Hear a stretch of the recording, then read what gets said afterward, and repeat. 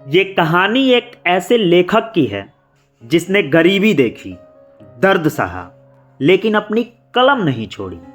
आज कलम की ताकत क्या है, ये मुंशी प्रेमचंद जी के जीवनी को मैं आप लोगों के बीच लेकर आया हूं अपने इस साहित्य दीप चैनल पर। उम्मीद है आप लोगों को साहित्य दीप पर बताई गई कहानियां, सुनाई गई कहानियां पसंद आ रही होंगी, और जो लोग अभी तक नहीं जुड़े हैं चैनल से वो एक बार जरूर जुड़ जाएं। आइए शुरू करते हैं। वीडियो बनाने का उद्देश्य, इस वीडियो के माध्यम से हम महान साहित्यकार मुंशी प्रेमचंद जी के जीवन, उनके संघर्ष और उनकी रचनाओं को गहराई से समझने का प्रयास करेंगे। यह केवल एक जीवनी नहीं बल्कि एक प्रेरणा की कहानी है। अमूमन जब हम किसी भी महान साहित्यकार, दार्शनिक, लेखक या किसी भी इंसान के बारे में जब हम जानने का प्रयास करते हैं तो हम उनके जीवन, मृत्यु, उनके माता पिता, उनके भाई बहन, उनके जीवन का उतराव चढ़ाव, इन सारी तमाम चीज़ों पर बातें की जाती हैं। आज के इस जीवन परिचय में मैं भी कुछ इस तरह ही मुंशी प्रेमचंद जी से जुड़ी हर एक बात को आप लोगों के सामने रखूंगा, तो कहीं मत जाइएगा, वीडियो में अंत तक बने रहिएगा। आइए जानते हैं इस महान लेखक के बारे में, इस महान साहित्यकार के बारे में। बात करते हैं प्रारंभिक परिचय से। हम सभी को मुंशी प्रेमचंद जी का वास्तविक नाम मुंशी प्रेमचंद ही पता है। ज़्यादातर लोगों को नहीं पता है कि उनका वास्तविक नाम क्या था। तो उनका वास्तविक नाम था धनपत राय। वे हिंदी और उर्दू साहित्य के ऐसे लेखक थे जिन्होंने समाज की सच्चाई को अपनी कलम से जीवंत कर दिया, मतलब कि जीवित कर दिया। हाँ, आप जब भी मुंशी प्रेमचंद जी की कहानियाँ पढ़ेंगे तो आपको उसमें समाज की झलक, समाज के उभरते हुए या ढलते हुए चीज़ों को बहुत ही विस्तार से दर्शाया जाता है। आप चाहे वो बलिदान उठा लीजिए, नमक का दरोगा उठा लीजिए, या फिर पूस की रात उठा लीजिए, गोदान उठा लीजिए, आप कोई भी कहानी पढ़ेंगे आपको समाज से एक अलग ही जुड़ाव देखने को मिलेगा। और मैं बड़ा खुश होता हूँ उन कहानियों को पढ़ के, क्योंकि मैं गांव से जुड़ा हुआ इंसान हूँ और एक पाठक के तौर पर आप लोगों के सामने सारी बातें रख रहा हूँ। कहाँ हुआ था इस महान साहित्यकार का जन्म? तो 31 जुलाई 1880 को वाराणसी के पास एक छोटा सा गांव लमही में इनका जन्म हुआ था। अच्छा, वाराणसी नाम सुनते ही बहुत सारे चलचित्र हमारे आंखों के सामने चलने लगते हैं। अगर आप कभी बनारस गए होंगे तब तो चलचित्र का चलना बहुत छोटी बात है, लेकिन अगर आप नहीं भी गए होंगे तो भी आपको सबसे पहले महादेव का मंदिर, काशी विश्वनाथ महादेव का मंदिर आपके आंखों के सामने आ जाएगा। माँ गंगा का वो सुंदर प्यारा घाट, बनारस की तंग गलियाँ, या फिर मणिकर्णिका घाट की शांति का अनुभव बस नाम मात्र से होने लगता है। मतलब सारी बातों को दरकिनार करके देखा जाए तो बनारस इतना खूबसूरत शहर है जिसकी कल्पना मात्र से ही चेहरे पे खुशी की उमंग दौड़ पड़ती है।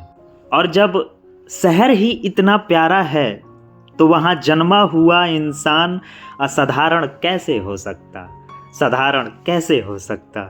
मुंशी प्रेमचंद जी भले ही एक साधारण परिवार में जन्म लिए थे, लेकिन उन्होंने जो अपने जीवन में हासिल किया वो ऊंचाइयाँ असाधारण नहीं थी।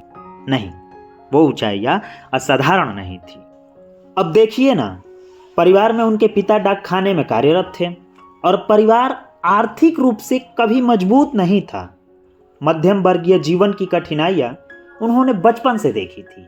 मतलब ऐसा था कि भूखे नहीं सोते थे, लेकिन उच्च स्तर का खान पान, रहन सहन, उच्च स्तर के पहनावा, ये कुछ भी नहीं था।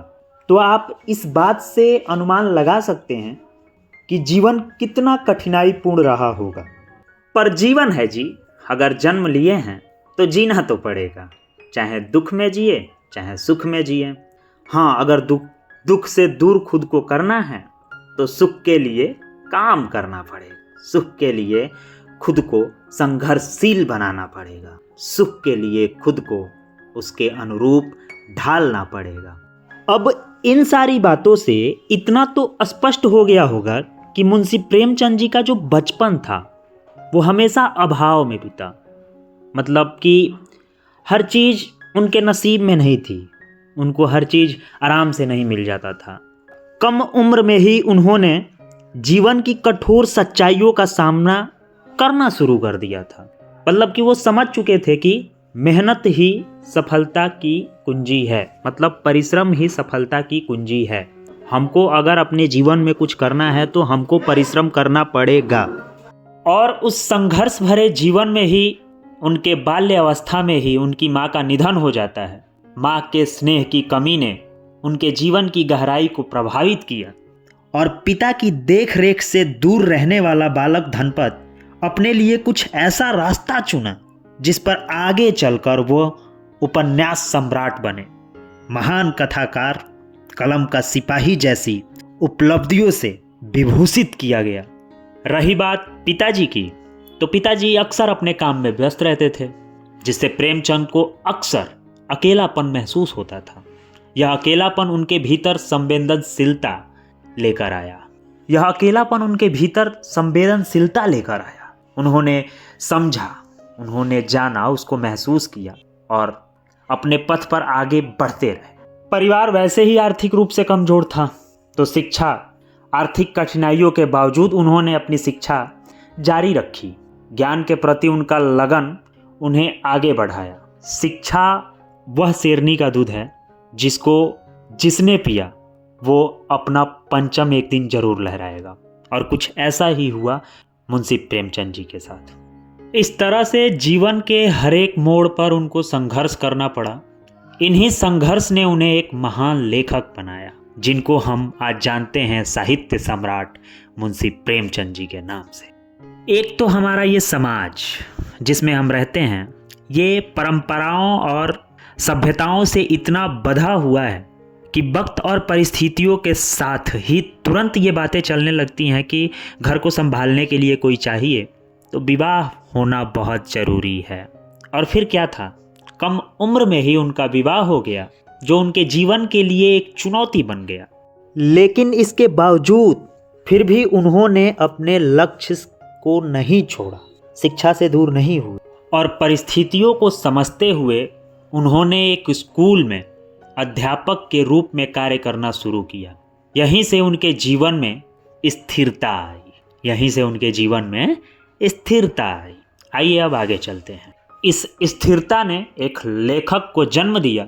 उन्होंने उर्दू से अपने लेखन की शुरुआत की और धीरे धीरे वो हिंदी साहित्य के प्रसिद्ध कवि बन गए, प्रसिद्ध लेखक बन गए। इनकी रचनाएं समाज के यथार्थ को दर्शाती थी। यही कारण था कि इन्हें आम जनमानस, आम जनता, समाज का लेखक कहा जाता था। इन्होंने लगभग 300 कहानियाँ और कई उपन्यास लिखे, जिसमें से देखा जाए तो गोदान, गबन, कफन, नमक का दरोगा। आप मेरे चैनल पे जाइए तो सही महाराज, वहाँ पे तमाम मुंशी प्रेमचंद जी की कहानियाँ पड़ी हुई हैं। इनकी कहानियों में स्पष्ट रूप से आपको ये झलकेगा, गरीबी, अन्याय और सामाजिक समस्याओं का सजीव चित्रण आपको देखने को मिलेगा। मैं ऐसे ही नहीं कहता कि इन कहानियों को जब मैं पढ़ता हूँ तो ऐसा लगता है जैसे कि मैं कोई फिल्म देख रहा हूँ। कहीं ना कहीं ये समाज का एक सच्चा दर्पण है। ये समाज को आईना दिखाने का काम करती हैं कहानियाँ। और इनके लेखन कला, इनके कलम की ही ताकत थी। जब महात्मा गांधी के आह्वान से प्रभावित होकर इन्होंने सरकारी नौकरी छोड़ दी, यह उनके जीवन का साहसी निर्णय था, जिसके बाद इन्होंने कई पत्रिकाओं का संपादन किया। इनका योगदान केवल लेखक तक सीमित नहीं रहा, बल्कि समाज को एक नई दिशा देने का काम किया इन्होंने। अब इतनी प्रसिद्धि के बावजूद भी वे आर्थिक तंगी से जूझते रहे, फिर भी उन्होंने अपने लेखन को कभी नहीं छोड़ा। उनको पता था कि यही मेरी पहचान है और इसके लिए मुझे कुछ भी करना पड़ेगा, मैं करूँगा। और उन्होंने किया, उन्होंने छोड़ा नहीं। उनका यही जीवन का अनुभव उनकी कहानियों की ताकत बने, जो कि साफ आपको दिखती है। उन्होंने जो जिया वही लिखा। लेकिन इस सृष्टि का जो सत्य है वो एक ना एक दिन आना ही था। जीवन के अंतिम समय में वो गंभीर रूप से बीमार हो गए, फिर भी उन्होंने लिखना जारी रखा और आखिरकार और आखिरकार वो अंतिम क्षण आ गया जब 8 अक्टूबर 1936 को उनका निधन हो गया। लेकिन उनकी रचनाएं, उनकी कहानियाँ, उनके उपन्यास हमेशा के लिए अमर हो गए। इस तरह से इन्होंने हिंदी साहित्य को एक नई दिशा दी और उपन्यास सम्राट की उपाधि से इनको नवाजा गया। श्री प्रेमचंद जी के जीवन से ये हमें प्रेरणा मिलती है। ये हमें सिखाता है कि संघर्ष के बावजूद भी सफलता प्राप्त की जा सकती है। अगर हम लगे रहे तो सफलता झक मार के आएगी।